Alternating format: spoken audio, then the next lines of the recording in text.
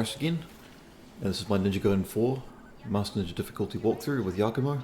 It's chapter 11, Infiltration, and I like this mission a lot, apart from the very end of it, where you have one of the cuntiest bosses in the entire game. A boss that by all accounts has one of the tankiest life bars out of any boss, rivaling some of the bigger ones that you'll face later on. Yeah, the Chariot is such a shit fight, holy shit. But this mission is more or less the same as the one that's going to come up next, so the next video is going to be very long, so I thought I'd just take the time now to say in that one, I will still discuss strategy and what's happening, but I think maybe for half, or if not all the time, I just kind of wanted a moment to talk about the last few years or so, and all the different games I've played and been exposed to, and just going off on a tangent then, because admittedly Mission 12 is not that tough. The beginning fights definitely are, but a couple of them in between are pretty tough, but for the most part it's just a really long mission with a lot of fights you have to do. So anyway, when it comes to this mission, I really like the layout of this facility in terms of how it is as a level, but ultimately I just think it just doesn't make any sense. Like, how is any soldier part of the Divine Dragon Order supposed to cleanly navigate through any of this? I just want to say as well, I was very worried that the aircon unit I got in my room, like pumping in cold air because it gets really hot down where I am, because technically where I live with my family, this is supposed to be one of those downstairs lounges, like small lounges, little areas for family meetings and all that, and I sort of turned it into a bedroom, so it's got no wardrobe or anything like that, but I was worried about the echo and bouncing off of the floors because it's all cold tiles and all that. And I was worried about it bouncing off the walls or sounds from the outsides of the door and upstairs, and even this aircon unit getting in the way of the commentary and making it awful or distorted. But I think it really speaks to the quality of a Blue Yeti microphone, which is what I'm using, because I think it works pretty well. I mean, ultimately, my problem with my commentary is my own voice, and I'll always have a problem with it. I'll always have a pet peeve about it. Okay, now this fight here actually goes rather smoothly from what I remember. On my second walkthrough of this game, when I played Mission 11 for the first time, I had so many problems. I had to start over so many times. Like, I spent maybe an hour and a half on a mission that only takes about 10 minutes. Whereas when I played Mission 12, I only had to do it once and that was it. But besides the complications, my first walkthrough that I tried to make of Master Ninja with Yakumo, which is not the one you're seeing, this mission was piss easy for me, but the next one took me like 2 hours. And it makes sense because it's a long mission, it's got some tough fights, but the beginning is what really stumped me. Alright, now here you notice that I'm using square and triangle to launch the enemies whenever I get a chance to catch them off guard. And I'm using them with a guillotine throw to throw them into the guys that are flying. You can technically destroy them with the shurikens and break, but it takes a long time for the jetpacks to fail and fall. Luckily my dodge game was on point when it came to the, I'm not sure what you would call them, but the DDO soldiers with the giant glaives and spears and all that. I was able to deal with them. What I think is really dog shit about this particular sequence here, not here, but the one just before, is there are several instances where you could just skip fights and run away. You should have been able to skip that fight before, but you couldn't. When you jump towards the railing, it doesn't allow you to hit R1 and grab onto it and move on. You can do that in a couple of different sequences in this mission and the next one, but you can't do that one here for some reason. Now this section here is a little awkward because you can fall off really easily and you've got more flying enemies hitting you from a distance off to the left there, and you've got to launch a dude in the back just taking pot shots at you. That's why I'd recommend just avoiding these enemies here altogether, going forward to the launcher guy, dealing with him, because he's by far the most dangerous piece in this game right now, in this fight, because all the others will come over and follow you, and if you're careful enough you can either just run backwards and keep them going back and forth on a wild goose chase, or you can catch them off guard as soon as they come down. As soon as they jump over, just use an ultimate attack, catch them off guard and rip into them. Take advantage of the fact that you're a little bit more mobile than they are. But of course, one of Yakumo's best traits is that you can use the mechanical arms to take down the jetpack soldiers very easily, compared to Ryu, where you pretty much need to use either the shurikens or the ninpo, and the ninpo takes a lot of blood bind, or I guess for him it's the ki gauge, same thing, just different names.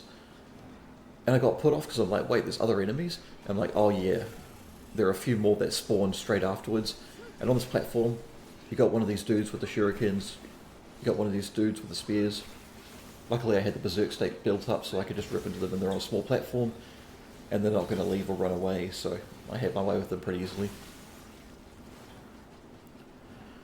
So I think now while you're just watching what I do and just follow along and just trying to be careful not to get hit by the rocket launcher, I'll talk a bit about the Chariot boss fight. If you don't know, or you want a bit of a reminder, the Chariot is this stupid, pathetic looking vacuum cleaner of a tank. It looks like it's built like a vacuum cleaner or like a Hoover or something. By the way, with this one, I've been caught off guard with this before. Just keep rolling towards them, get them trapped in the corner and use guillotine throw and knock them over the edge, because they're all block heaps. The Chariot is a terrible fight, mostly because you can't really combo it, you can't do anything to it, it armors through everything. I believe in the second phase it has some sequences where it tires out and it needs to vent itself to recharge, but unless you're right beside it and you have an ultimate ready to go at level 2, you can pretty much only get a level 1 ultimate off of it, but on Master Ninja, unless you've got the Senjin War Brew to give yourself a damage boost, it does almost nothing to it.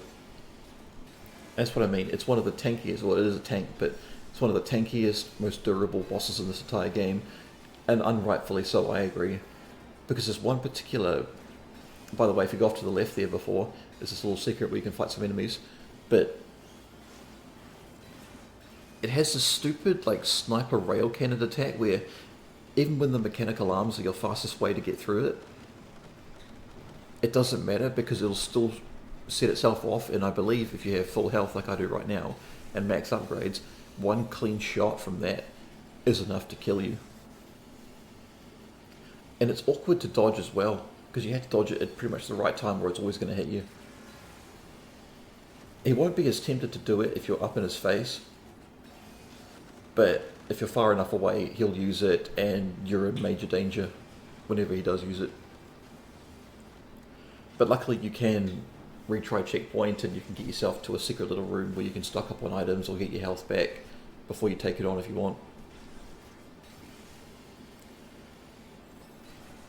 But I think more than anything, those stupid like roller blade crusher things on the front of it, sure, it wears away at your block and does a fair bit to your defenses, and that's fine and everything, and you can definitely block and easily flick the stick away and get a good perfect dodge.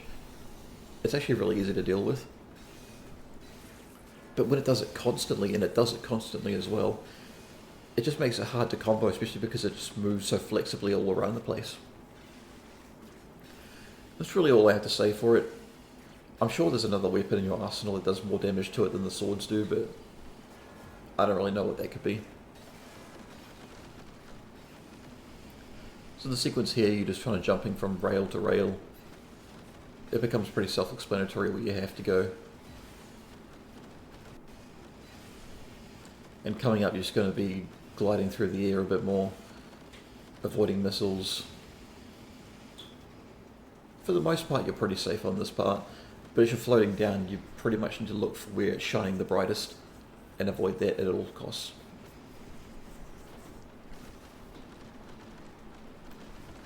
So if you're wondering, all these missiles are being shot out of the chariot itself. So look at the clusters where it's brightest. That's where you need to avoid. Everything else is just background glitter and everything. Nothing to worry about.